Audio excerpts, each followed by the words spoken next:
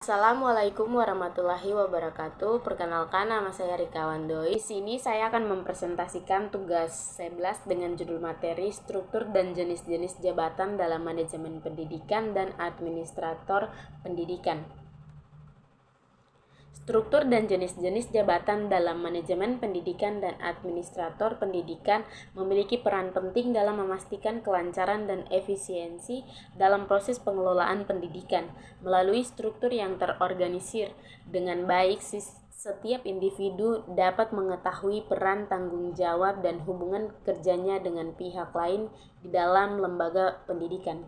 Kepala sekolah dan kepala administrasi pendidikan tanggung jawab utama atas operasional dan manajemen keseluruhan sekolah dan institusi pendidikan, mengawasi kegiatan akademik dan administrasi, membuat keputusan strategis dan kebijakan pengelolaan pendidikan.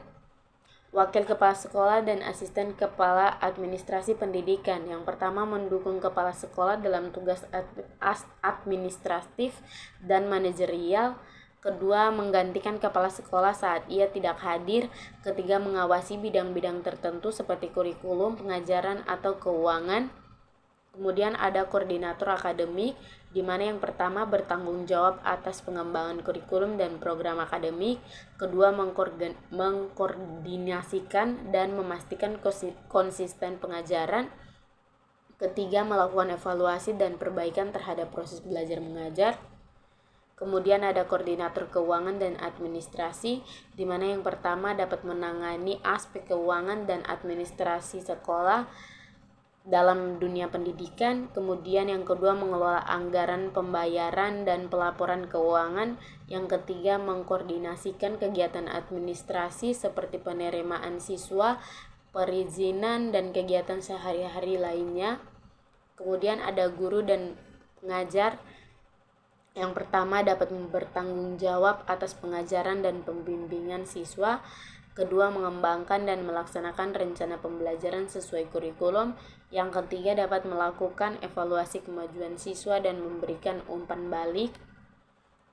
Yang berikut ada staf administrasi, di mana yang pertama dapat mendukung tugas-tugas administratif sekolah dalam dunia pendidikan. Kemudian yang kedua, dapat melakukan tugas-tugas seperti perekaman data, pengarsipan, dan komunikasi dengan siswa, guru, dan orang tua.